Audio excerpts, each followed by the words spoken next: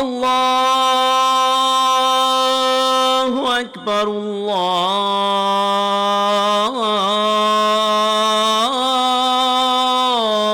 الله أكبر. أشهد أن لا إله إلا الله. أشهد أن لا إله إلا الله.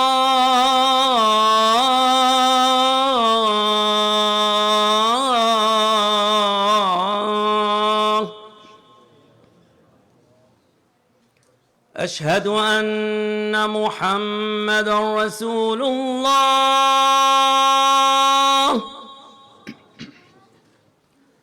أشهد أن محمدًا رسول الله.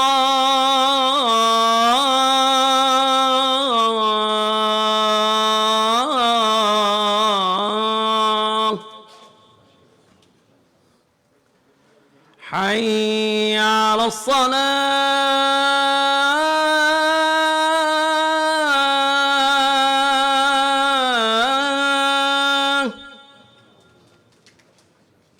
حي على الصلاة.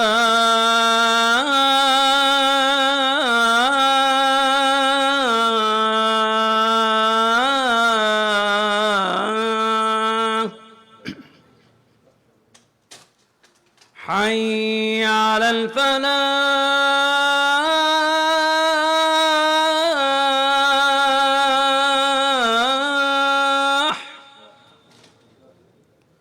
حي على الفلاح.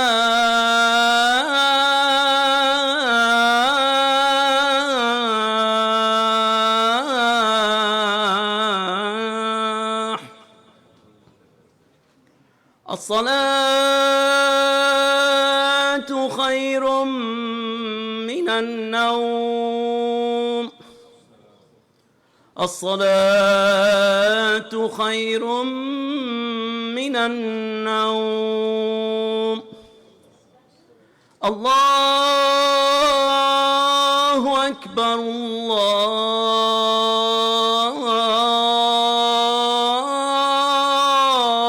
الله أكبر. لا إله إلا الله. لا إله إلا الله. اللهم رب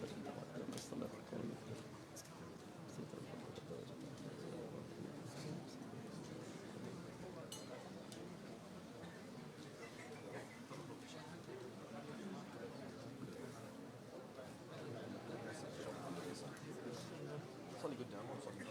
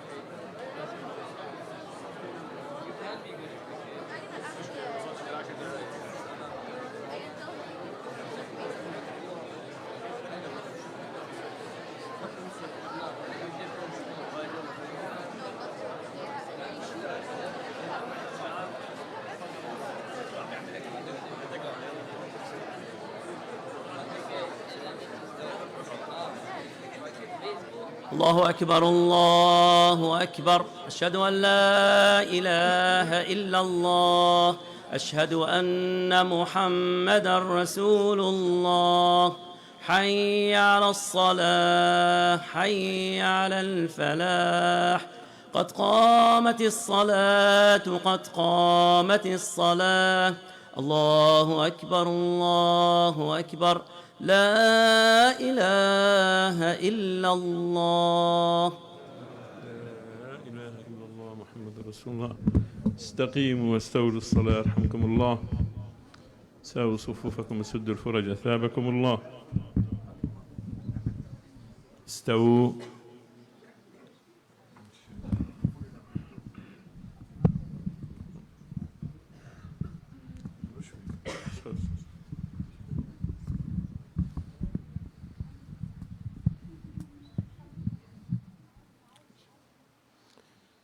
الله أكبر.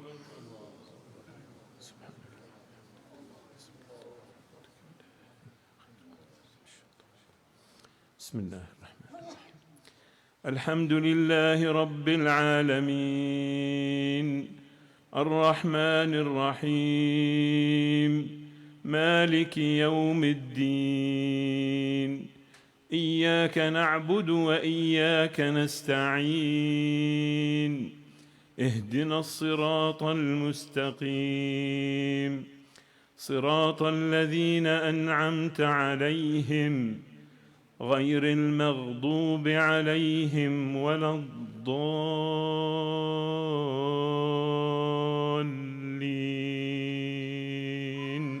آمين.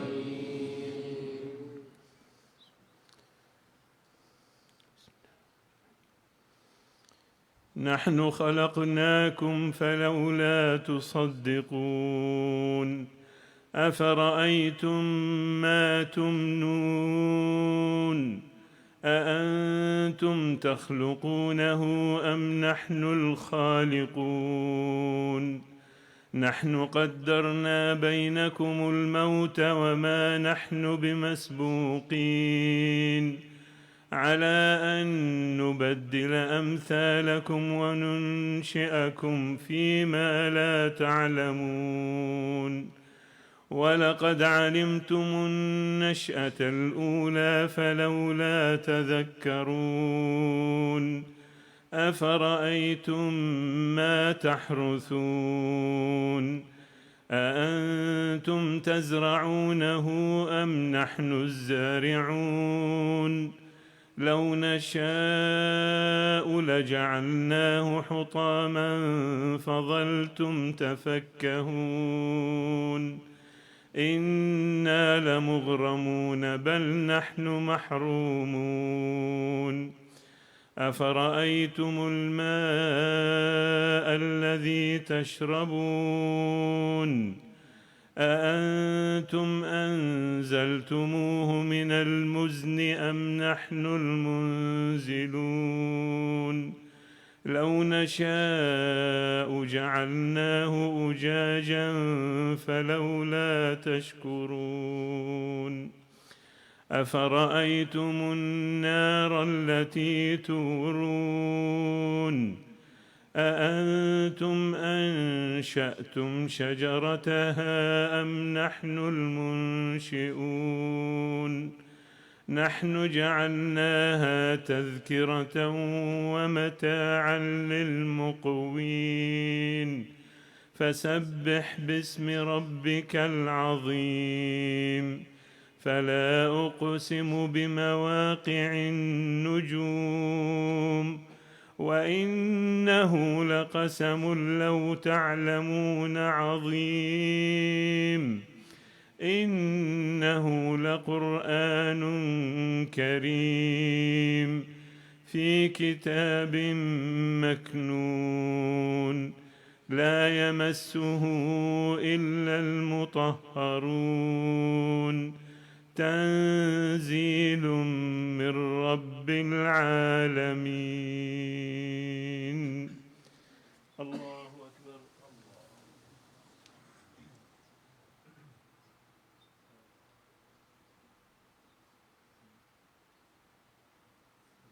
سمع الله لمن حمده.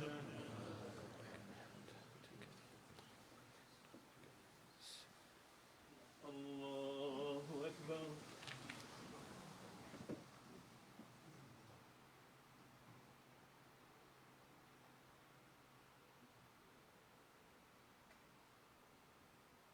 الله أكبر.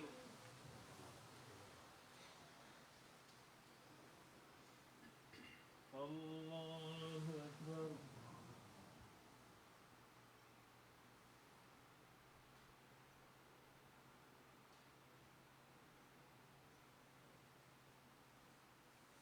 الله أكبر.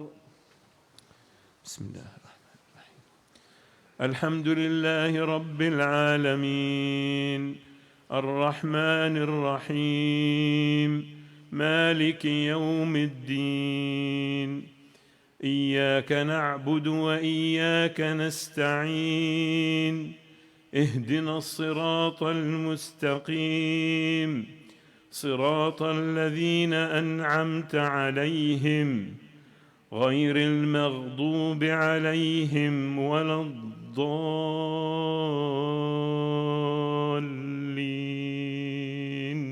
آمين.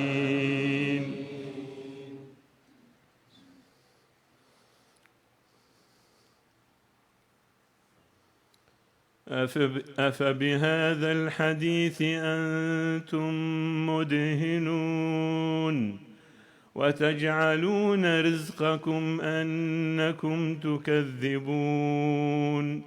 فلولا إذا بلغت الحلقوم وأنتم حينئذ تنظرون ونحن أقرب إليه منكم ولكن لا تبصرون. فلولا إن كنتم غير مدينين ترجعونها إن كنتم صادقين. فأما إن كان من المقربين فروح وريحان وجنة نعيم. وأما إن كان من أصحاب اليمين فسلام لك من أصحاب اليمين. وأما إن كان من المكذبين الضالين فنزل من حميم وتصلية جحيم. إن هذا لهو حق اليقين. فسبح باسم ربك العظيم. الله أكبر.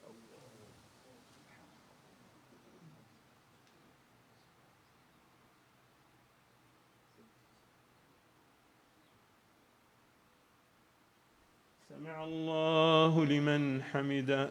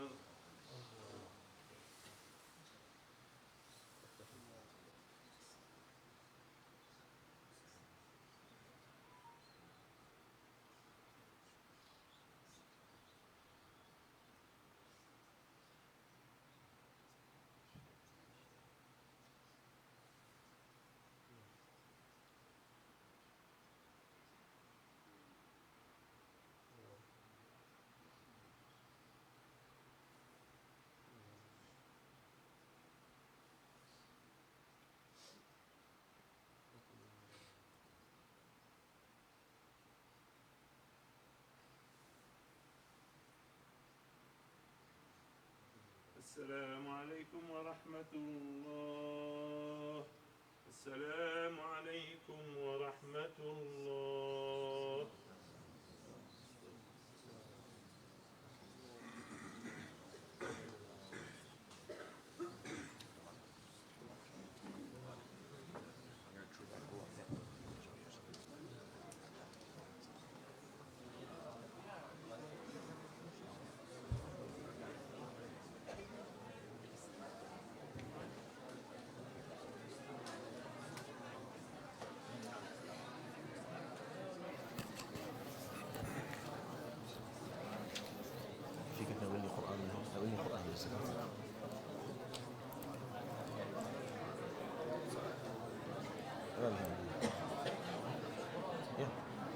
بسم الله الرحمن الرحيم والحمد لله رب العالمين اللهم صل وسلم وبارك على نبينا محمد وعلى آله وصحبه أجمعين وبعد.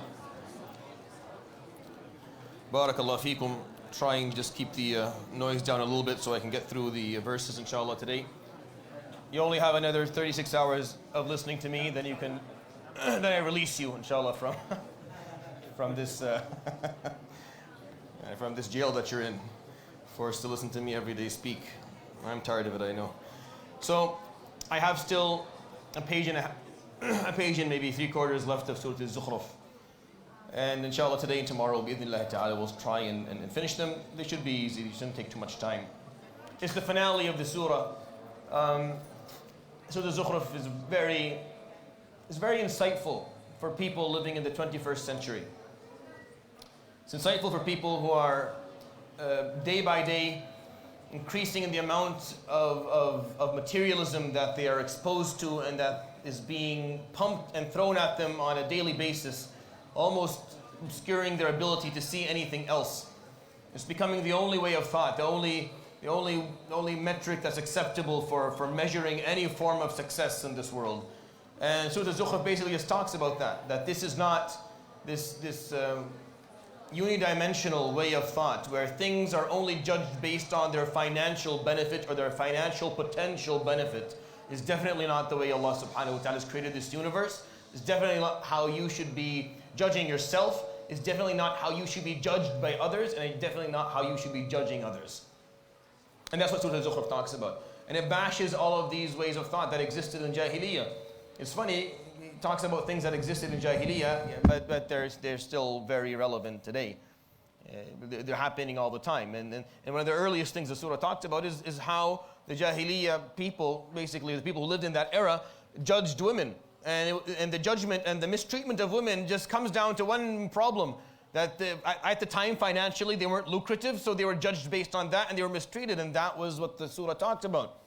It showed the example of those who just follow the concept of aba'iyya, just following parents, just whatever my forefathers did.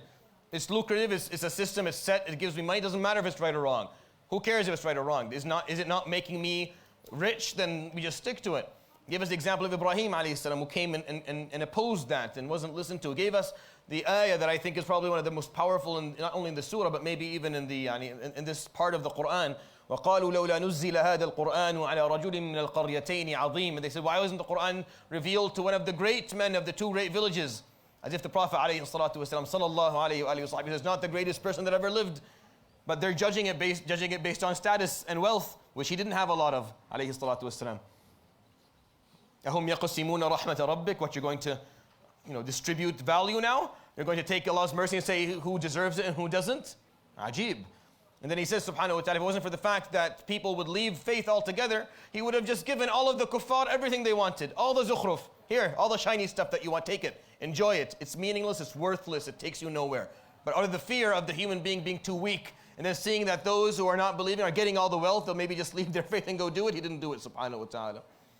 The example of Musa alayhi salam and the words of Fir'aun, أَلَيْسَ لِي مُلْكُ مِصْرَ وَهَذِهِ الْأَنْهَارُ تَجْرِي مِنْ تَحْتِي. Don't I own Egypt? I'm not the king of Egypt. Are these rivers not running under me? أَمْ أَنَا خَيْرٌ مِّنْ هَذَا الَّذِي هُوَ مَهِينٌ وَلَا يَكَادُ يُبِينُ. Am I not better than this person here who has no wealth, no status, can barely articulate? What does that have to do with anything?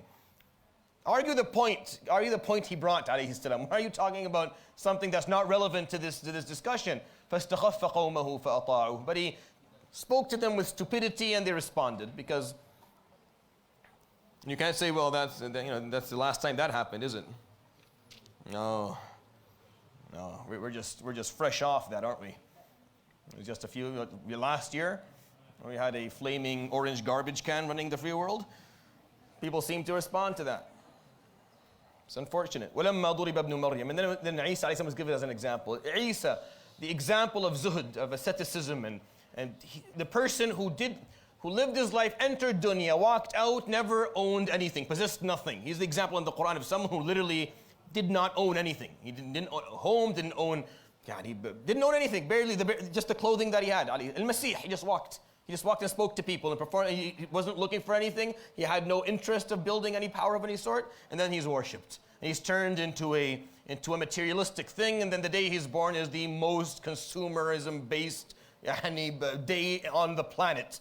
The day that the most amount of money is spent in the world is the day he was born, alayhi salam. Just the paradox of how we deal with things. Coming towards the end of the surah. And the end of the surah tells us, not all materialism is bad. You just have to know what you're looking for. You have to know when it's properly applicable, which is the verses that I will recite, and then I'll explain to you. أعوذ بالله من الشيطان الرجيم هل ينظرون إلا الساعة أن تأتيهم بغتة وهم لا يشعرون. So Surah Az-Zukhruf, and it's ayah number 66, and it's page 494 if you have a Madani print. الأخلاء يومئذ بعضهم لبعض عدو إلا المتقين يا عبادي لا خوف عليكم اليوم ولا أنتم تحزنون الذين آمنوا بآياتنا وكانوا مسلمين ادخلوا الجنة أنتم وأزواجكم تحبرون يطاف عليهم بصحاف من ذهب وأكواب وفيها ما تشتهيه الأنفس وتلذ الأعين وأنتم فيها خالدون وتلك الجنة التي أورثتموها بما كنتم تعملون لكم فيها فاكهة كثيرة منها تأكلون.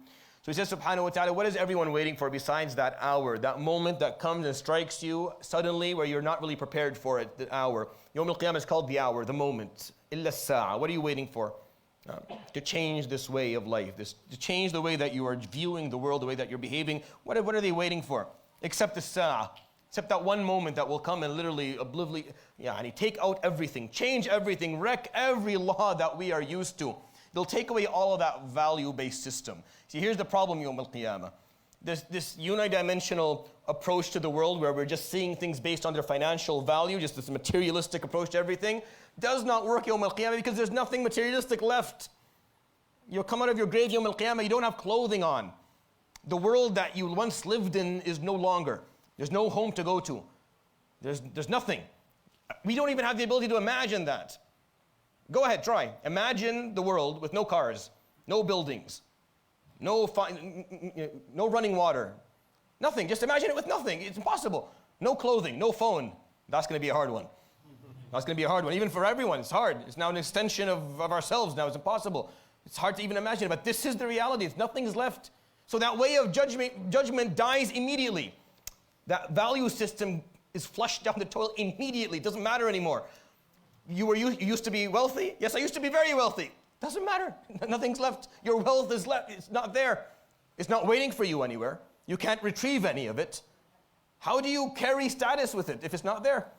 You know how quickly people ask someone who is very wealthy and then lost their wealth.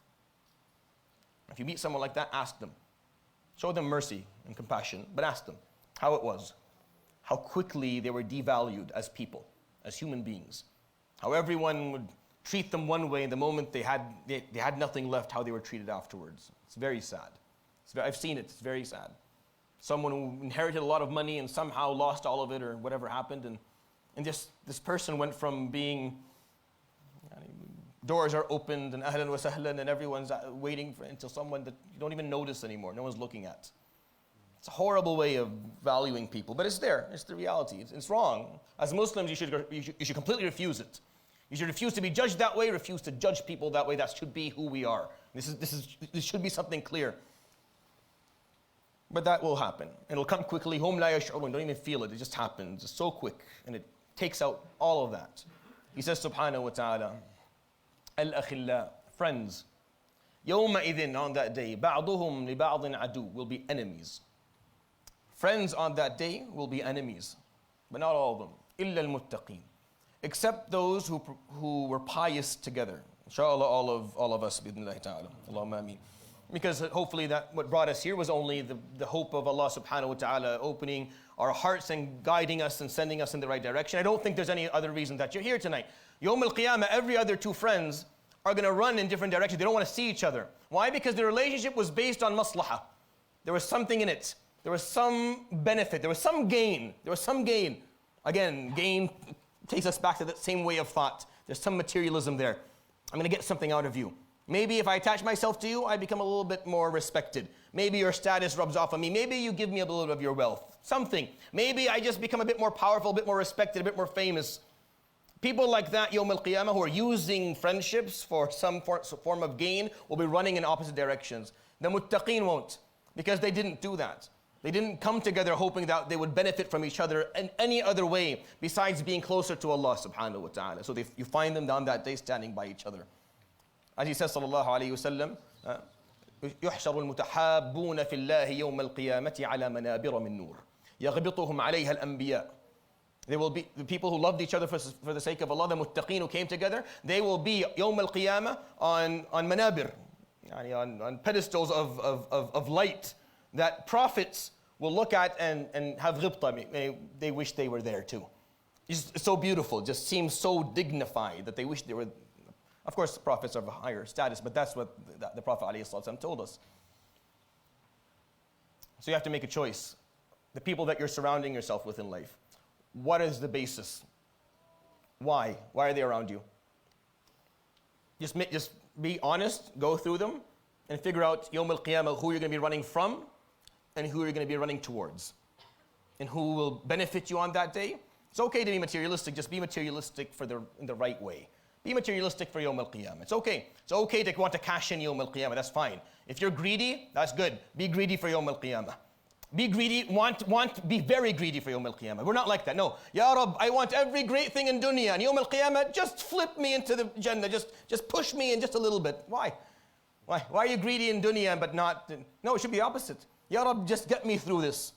Just get me through this. Make sure that I do what I need to do. Just the bare minimum. I just don't want. And Yawm al-Qiyamah, I want to be in the highest. That's what he told us sallallahu alaihi wasallam to do. Be greedy for Yawm. Be materialistic regarding Yawm al-Qiyamah, not regarding the dunya. And then he starts explaining. He gives us an example. Ya ibadi, oh my servants. So what's the most valuable thing that you're going to find Yawm al-Qiyamah? Is it going to be materialistic issues? No. It's going to be two spiritual things. لا خوف عليكم اليوم ولا أنتم تحزنون. You will not find fear, nor will you find grief or sorrow. What's materialistic about that? No. These are the two most valuable things you will find on the Day of Judgment that are completely spiritual. And when you think about it, and you really think about it, we all know that money doesn't buy happiness. It doesn't make you happy. The studies are out. After a certain amount of money, just enough to take care of your basic needs and your kids, and increased wealth does not increase happiness, it stops.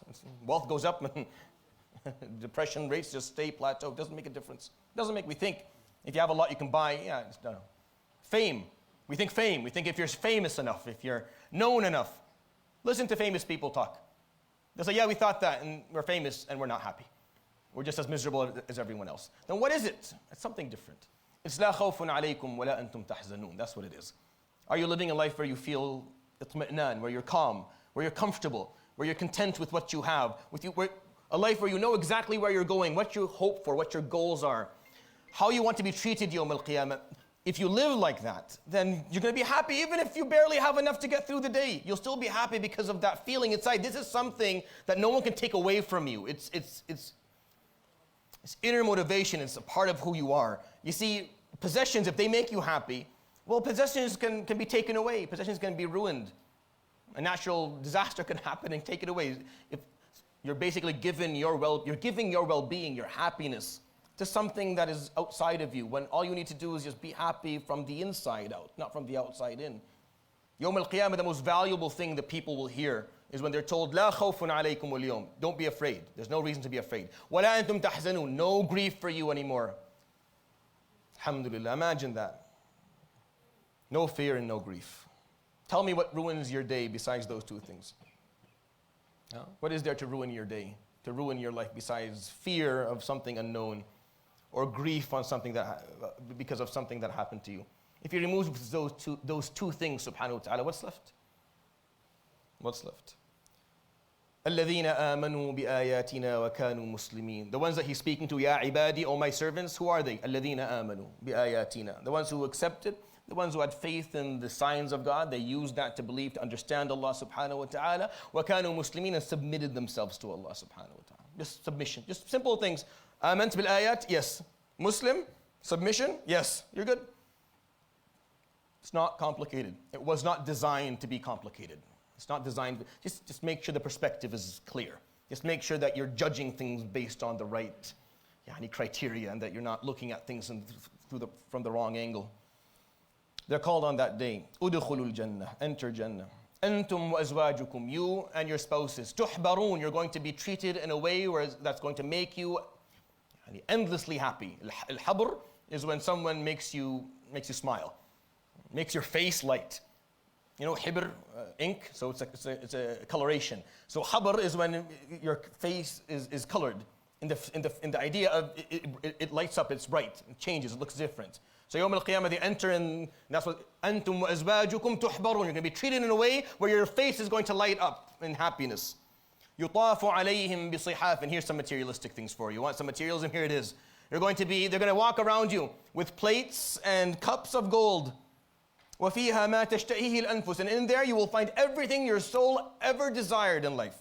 وَتَلَذُّ الْأَعْيُنِ, everything that makes your eye happy, everything that gives your eye pleasure.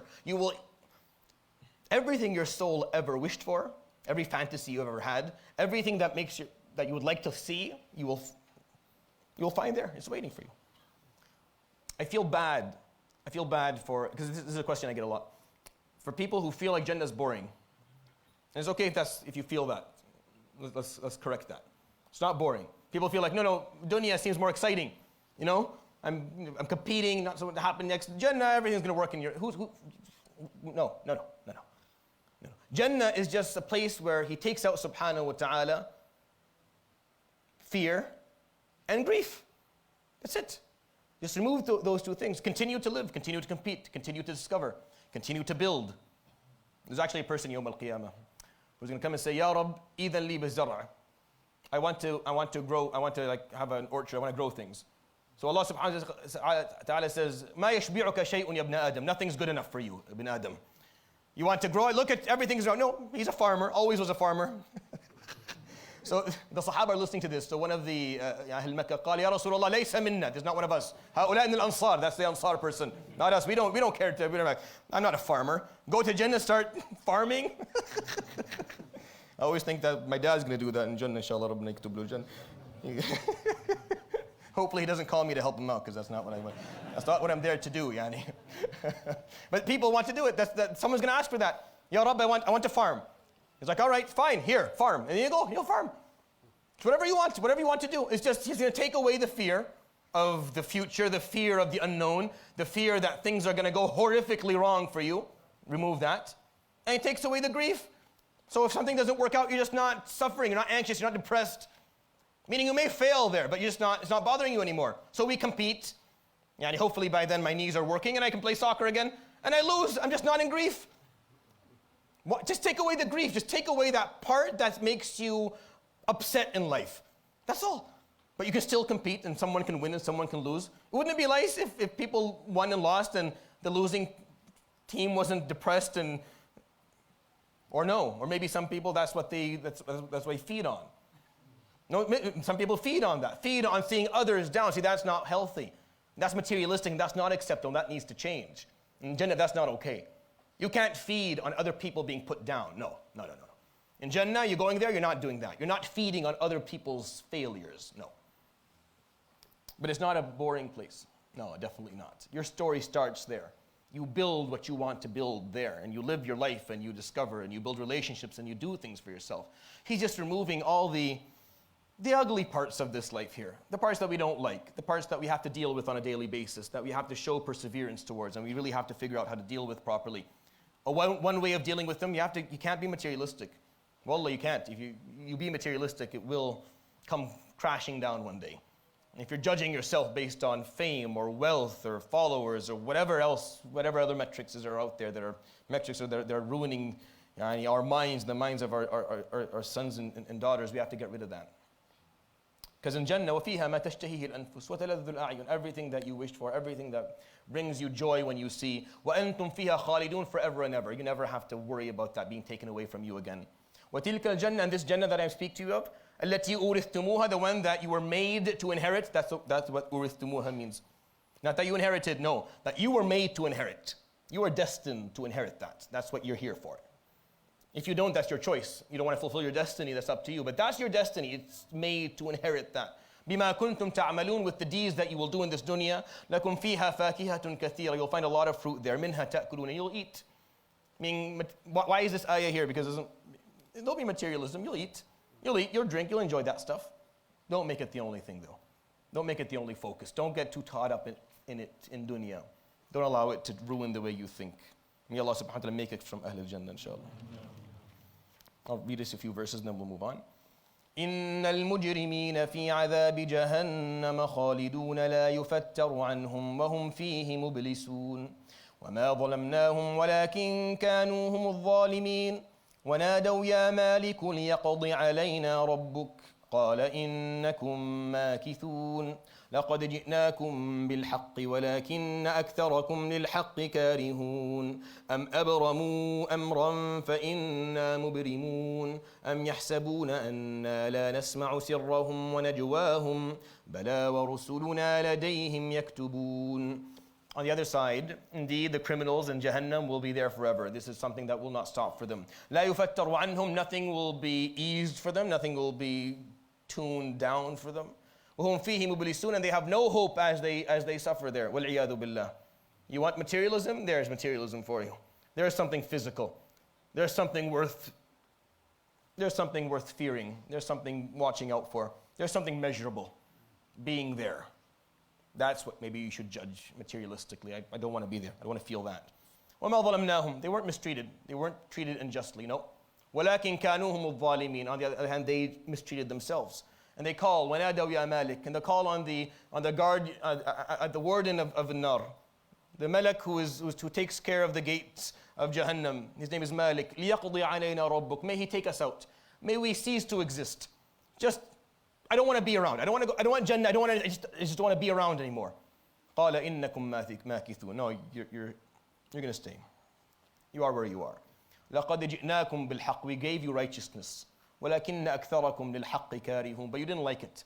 You hated righteousness because what is right took away a little bit of your materialistic pursuits. Doing the right thing usually means you have to sacrifice a little bit of what you got. You have to give up maybe some of your wealth. You have to put your money where your thoughts and mouth are. You have to put your money for the cause that you live for. Haqq costs a lot. It's very expensive. It's an expensive commodity. To have haqq in your life, you have to pay for it. People don't want to pay for it. They just want for themselves. So here's haqq. It's too expensive. They didn't want it. Am abramu amra. So here goes back to هل ينظرون إلا الساعة. Back that first verse, number 66. What are they waiting for? Are they waiting for Qiyamah? They think it's going to work then for them? And then it gives the explanation. No, it's not, as you see.